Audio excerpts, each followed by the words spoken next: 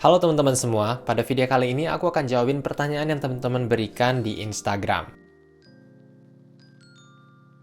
Gimana caranya biar nggak malu diliatin orang pas lari? Jawabannya adalah orang nggak ada yang ngeliatin kita. Kadang kita terlalu merasa bahwa orang peduli dengan apa yang kita lakukan, padahal sebenarnya enggak. Inilah yang dinamakan dengan spotlight effect. Kita merasa bahwa kita itu hidupnya seperti ada spotlight, padahal sebenarnya orang lain itu juga sibuk sama dirinya sendiri. Kalaupun dia mikirin tentang kita, itu mungkin cuma 5 detik, terus habis itu dia lupa dan dia lanjut dengan apapun itu yang ada di hidupnya. Apapun yang kita lakukan, orang nggak sepeduli apa yang kita bayangkan dan coba ingat itu. Tapi pastinya kita juga butuh penyesuaian. Jadi kalau misalnya dulu aku lari dulu di treadmill. Jadi setelah aku lari di treadmill untuk waktu yang cukup lama, aku mulai merasa percaya diri. Walaupun nggak seberapa, tapi lariku udah semakin baik. Jadi aku udah mulai pede untuk pergi keluar. Setelah aku sekali, 2 kali, 3 kali keluar, aku jadi merasa lebih pede lagi dan akhirnya aku mulai coba masuk ke stadion-stadion, trek lari umum dan semacamnya. Dan setelah aku di sana, aku merasa bahwa orang nggak sepeduli itu denganku. Jadi mungkin segalak apapun bunyinya, tapi kenyataannya adalah kita tidak sepenting itu, teman-teman. Mulai kapan belajar berbagai bahasa? Aku baru mulai belajar berbagai bahasa itu waktu udah dewasa. Jadi aku merasa bahwa sebenarnya itu adalah suatu skill yang bisa dilatih oleh kebanyakan atau hampir semua orang. Seringkali kita merasa hanya anak kecil yang bisa belajar bahasa sampai level fasih. Tapi kenyataannya setelah aku tenggelam di komunitas polyglot dan belajar berbagai bahasa asing, aku menyadari bahwa kita yang udah orang dewasa itu punya cara atau metode belajar yang lebih baik yang bisa mengantarkan kita ke tujuan-tujuan belajar bahasa kita dengan relatif lebih cepat. Mungkin bedanya, waktu kecil kita lebih sabar. Kita nggak terlalu terpaku sama target, kita nggak terlalu mikirin sekarang udah bisa berapa kata lagi, atau udah paham poin grammar apa lagi, tapi kita tetap aja lanjut konsumsi konten-konten dari target bahasa kita. Kita nonton Cartoon Network, Disney Channel, dan semacamnya, sehingga tanpa kita merasa terbebani pun kita udah belajar, dan kita enjoy aja dengan prosesnya. Tapi pas udah gede, kita cenderung nggak sabaran, kita pengen cepet-cepetnya bisa, kita mulai banyak tanggungan lain, sehingga rasanya kita cuma bisa sedikit waktu yang didedikasikan untuk belajar bahasa. Tapi banyak polyglot itu mulainya baru umur 30-an, 40-an, dan mereka bisa sampai di tahap di mana mereka bisa menggunakan bahasa-bahasa yang mereka pelajari dengan sangat baik. Aku kasih contoh, Steve Kaufman. Selama travel nggak takut HP dicuri selama ngerekam? Enggak, karena sebenarnya tergantung tempat yang kita kunjungi juga, tapi biasanya orang itu nggak ngejambret, tapi orang itu ngecopet. Kalau misalnya kita di Eropa, orang juga takut kalau misalnya mereka ngejambret dari tangan kita, mereka bakal digebukin dan semacamnya. Tapi yang biasanya orang lakukan itu ya, HP kita ditaruh di kantong, terus pada ngambil dari belakang. Tapi aku juga tahu ada cerita waktu di Bangladesh, itu ada orang yang dia HP-nya diambil karena di Bangladesh itu kan macet, terus ada kayak becak-becaknya dan semacamnya, terus becaknya itu di stopin, terus datang 5 orang 6 orang gitu, dia kayak ngancem atau ngebilang bahwa si orang yang HP-nya dicuri ini udah kayak ngeganggu keluarganya atau apa gitu. Terus jadinya yang HP-nya dicuri ini dia panik, dan di kepanikan itu HP-nya dicolong, dan ya udah seperti itu. Kita harus sebenarnya ada kayak masuk akal aja gitu, orang-orang nggak sejahat yang kita bayangin sebenarnya, tapi kita tetap harus waspada. Kalau aku sendiri pakai iPhone 12 mini ini cukup kecil sehingga pas di genggaman tanganku. Kalau misalnya aku ngerekam, itu aku nggak ngerekam kayak gini yang dimana orang bisa tinggal ngambil dari tanganku aja. Aku biasanya ngerekam kayak gini dengan grip yang cukup kuat, atau kalau ngadap ke arahku itu ngerekamnya megangnya kayak gini, dimana ini ya hampir nggak bisa orang ambil dari tanganku. Sekarang ada juga kayak tambahan aksesori di mana akan ada kayak kalung yang bisa ditaruh di tangan. Jadi ntar kalau misalnya kita megang atau kita di perjalanan, kita tinggal pasang aja kalungnya, dan harusnya itu jadi lebih aman. Tapi aku juga pernah dicuri kayaknya salah satu barangku, yaitu adalah jam lariku. Jadi sekarang aku downgrade jam lari. Dulu jam lariku itu adalah Garmin Forerunner 945 seperti itu. Terus sekarang aku downgrade jadinya. Itu karena waktu aku lagi di perjalanan di Korea Selatan, jamku tahu-tahu hilang. Kenapa bisa terjadinya di Korea Selatan? Bukankah Korea Selatan itu negara yang termasuk negara yang teraman? Aku juga nggak tahu, tapi aku udah coba nge-track melalui fitur jam tersebut, di mana aku bisa tahu kapan jamnya terakhir kali terputus. Aku udah coba cari langsung ke tempatnya, mungkin jatuh ke tempat sampah, mungkin nggak sengaja kebuang. Ya, tapi menurutku yang lebih masuk akal adalah waktu aku naik kereta dari Suwon ke Daejeon, itu di keretanya cukup penuh, dan aku masih ingat ada seseorang, aku nggak akan menyebutkan negaranya apa, bisa jadi orang Korea, bisa jadi enggak. Itu ada orang yang nyuruh aku geser-geser karena keretanya kepenuhan, aku cuma berdiri dan tasku ada di sebelah kananku yang agak jauh juga, dimana aku begitu ada pengawasan. Dan tahu-tahu pas aku turun, aku cuma inget tasku terbuka, dan pas aku udah sampai hotel di malam harinya, aku cek jamku nggak ada lagi. Hal kayak gitu terjadi, itu adalah salah satu ongkos yang kita harus kalkulasikan dalam perjalanan. Jadi pas nyusun budget, itu nggak cuma ngebudgetin pesawat, hotel, dan apapun yang jelas-jelas, tapi juga termasuk potensi kerugian-kerugian seperti ini yang nggak kita sangka sebelumnya. Kak, kalau berkunjung ke luar negeri, apakah harus ganti SIM card? Ini biasanya tergantung sama berapa lama aku ada di luar negeri. Kalau misalnya 7 hari, kayak waktu itu aku di Korea, itu masih ada paket roaming yang bisa dibeli dengan kartu atau providerku di Indonesia.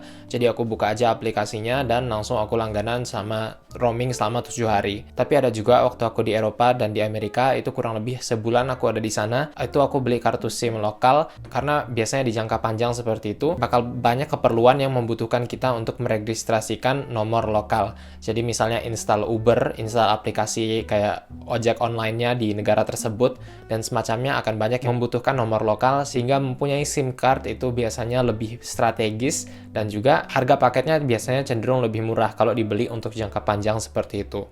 Tahun ini pengen travel kemana lagi bang? Ada beberapa tujuan travel yang udah aku bayangkan atau udah aku pastikan keberangkatannya untuk tahun ini. Semoga aku sehat di tanggal-tanggal tersebut. Tapi ya, aku akan lanjut lagi pergi di perjalanan itu. Dan kemarin aku juga pesen GoPro. Dengan GoPro itu rencananya aku bakal ngerekam perjalananku di keseharian dengan lebih detail. Mungkin aku bakal kayak cover gimana rasanya naik kereta seperti itu dengan POV ku seperti apa. Terus kayak misalnya kemarin di India dan Bangladesh, itu seru banget berinteraksi dengan orang lokal, merasa sendiri di antara lautan manusia, di klakson-klakson Bangladesh, Dhaka, polusi ini itu di salah satu tempat terhektik, terpadat sedunia. Itu bagaimana. Jadi aku merasa agak menyesal karena aku nggak merekam banyak keseharianku dengan lebih detail waktu di India dan Bangladesh kemarin, sehingga aku nonton video-video traveler dari luar negeri, dari Thailand dan semacamnya dengan dokumentasi yang lebih lengkap. Aku merasa kayaknya dengan aku punya dokumentasi tersebut, aku jadi punya sesuatu yang bisa terus di look back on, bisa aku tonton lagi di masa depan, dan juga aku jadi bisa berbagi lebih jauh tentang perjalananku, jadi nggak cuma aku aja yang nikmatin. Nah, terkait dengan video-video travel ini, nanti dia akan aku upload di channel yang terpisah, yaitu channel Zahid Ibrahim Travel. Itu mungkin videonya nggak sekali seminggu kayak di channel ini, tapi kalau misalnya aku lagi travel dan aku udah kumpulin video-videonya, itu bakal ada nanti aku upload di sana. Jadi misalnya series India, series Bangladesh, series Inggris, itu semuanya akan ada di channel itu insya Allah. Langsung aja teman-teman, klik di sini atau subscribe dengan link yang ada di bawah. Apa pentingnya bahasa menurut kamu?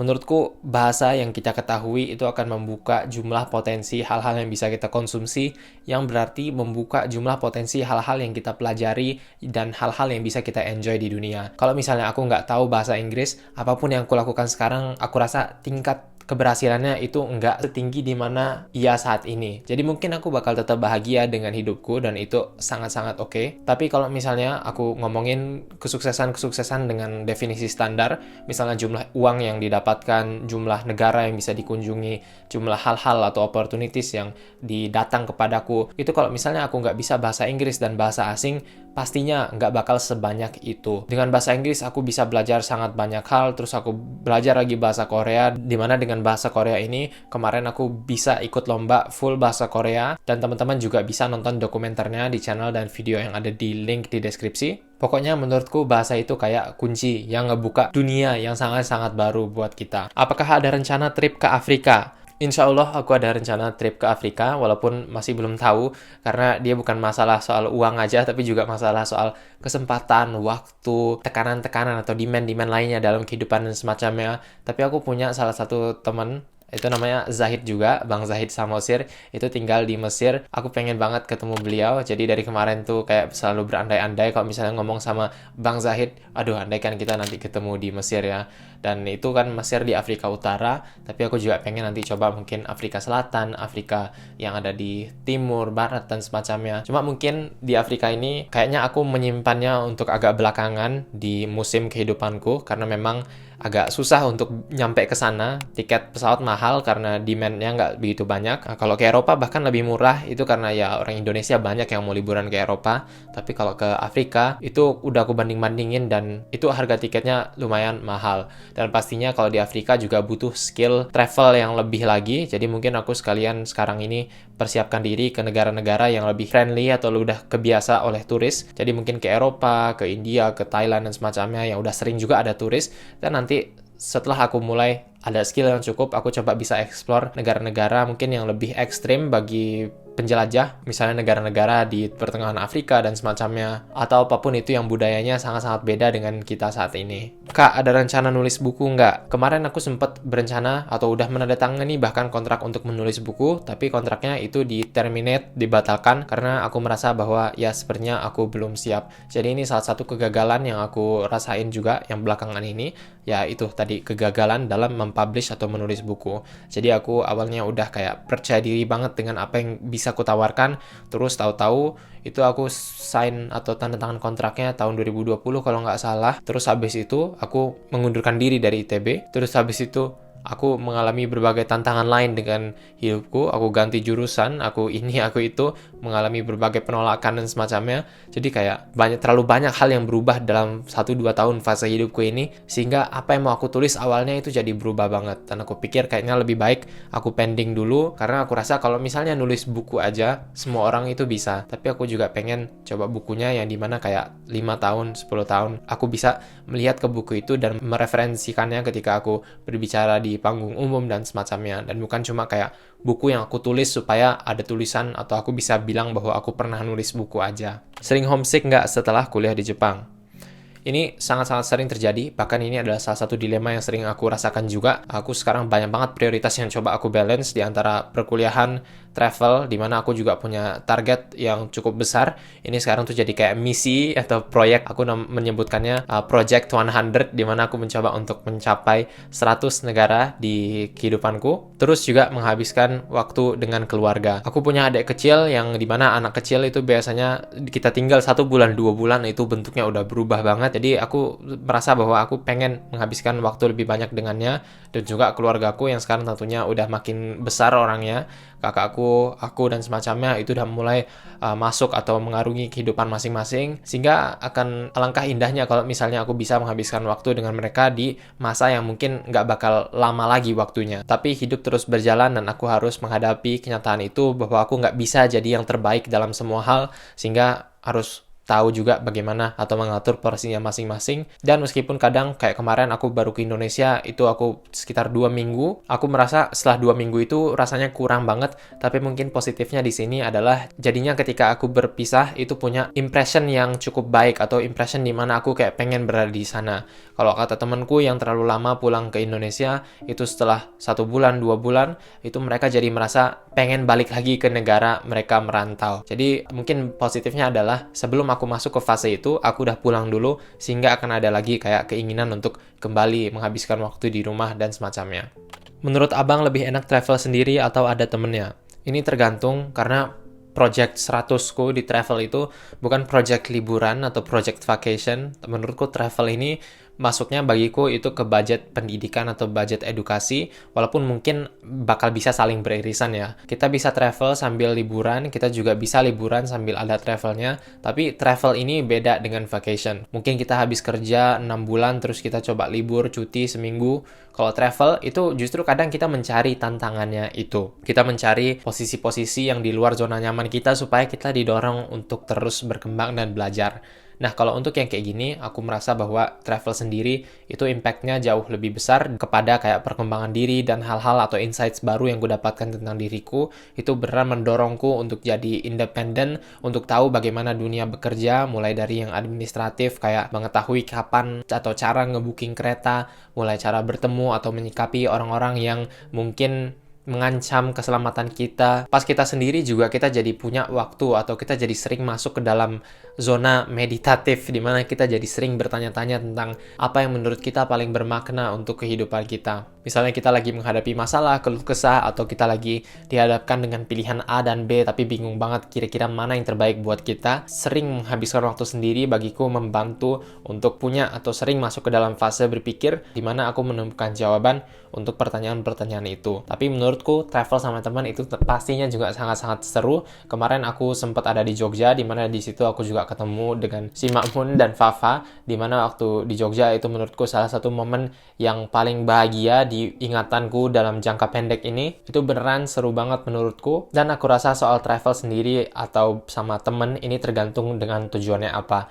Kadang aku emang pengen masuk zona pencarian meditatif seperti itu di mana aku akan travel sendiri, tapi kadang juga aku pengen merasakan atau berbagi senangnya kehidupan dengan orang lain dan coba menciptakan kenangan-kenangan yang lebih membekas juga dan lebih berwarna, dan dimana di situ biasanya aku bakal ajak orang lain untuk pergi bersamaku. Hal apa yang paling berkesan dari travel ke India? Menurutku ada alasan kenapa makanan India itu bisa ditemukan di segala penjuru dunia dan sukses dan laku. Memang imigran dari India itu tersebar ke seluruh belahan dunia, tapi pastinya kalau makanannya nggak enak, nggak mungkin cocok di lidah-lidah masyarakat yang dimana mereka jadikan tempat imigrasi.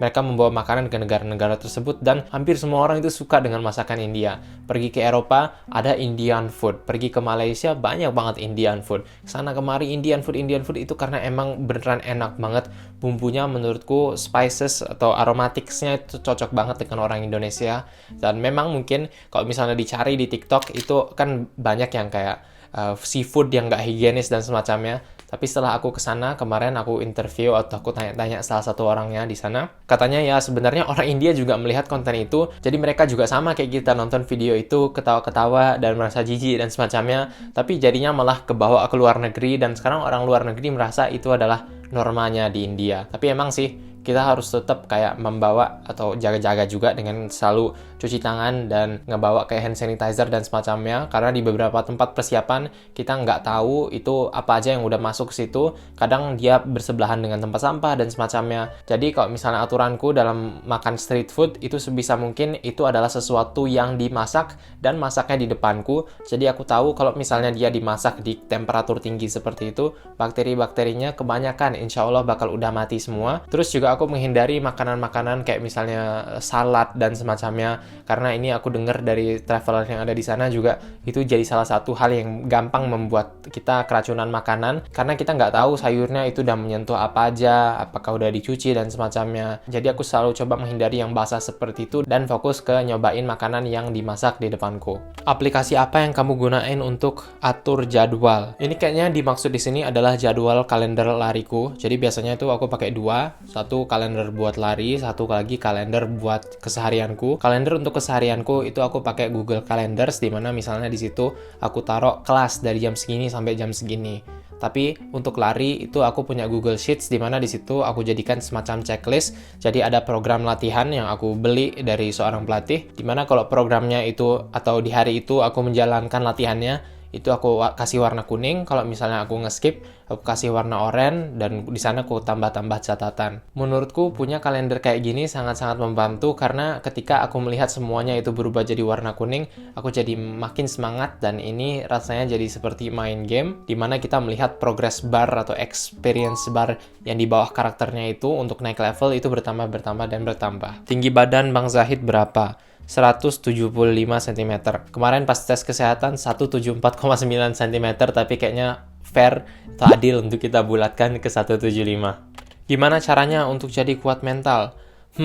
Menurutku adalah untuk rasakan apa yang kita takuti saat itu. Ini makanya banyak orang yang sekarang tuh coba mandi air dingin, dan mungkin ini terdengar seperti itu berlebihan banget dan semacamnya. Tapi sebenarnya menurutku ya ada efeknya juga. Aku sempat ada di fase dimana aku nyobain itu juga, walaupun sekarang nggak sesering itu. Tapi waktu itu aku coba eksperimen mandi air dingin. Jadi tiap kali di pagi hari itu, waktu itu di tengah musim dingin di Jepang, air dinginnya itu emang dingin banget. Itu aku nyalain selama 30 detik, 60 detik, dan ini tuh kayak ngelatih otot kita atau sistem nervous kita terbiasa melawan rasa takut tadi. Jadi biasanya momen paling menakutkan itu momen sebelum akhirnya itu nyala, tapi karena ini aku lakukan setiap pagi, itu jadinya seperti kayak kapalan mental gitu. Maksudnya gimana?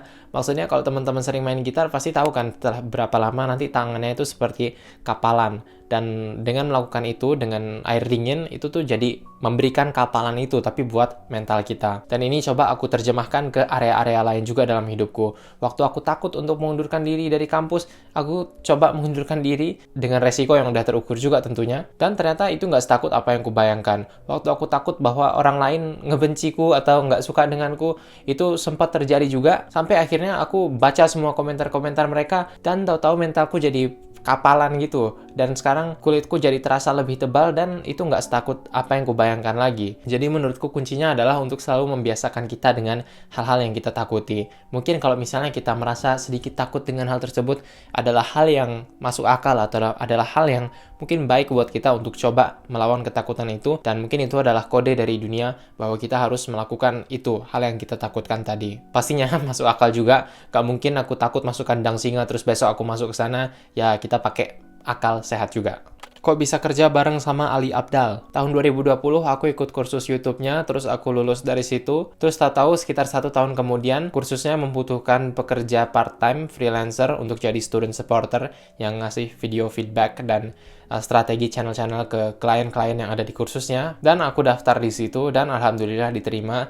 Dan sekarang udah masuk tahun keduaku bersama Ali Abdaal dan tim. Itu kalau misalnya teman-teman nonton video Ali Abdaal yang ngebahas soal susunan perusahaannya saat ini, di mana di situ Ali Abdaal ada di sini terus ngejelasin perpanjangan tangannya itu ada apa aja, terus nanti akhirnya akan disebutin ada freelance yang dipekerjakan di kursus dan aku masuk ke kategori itu.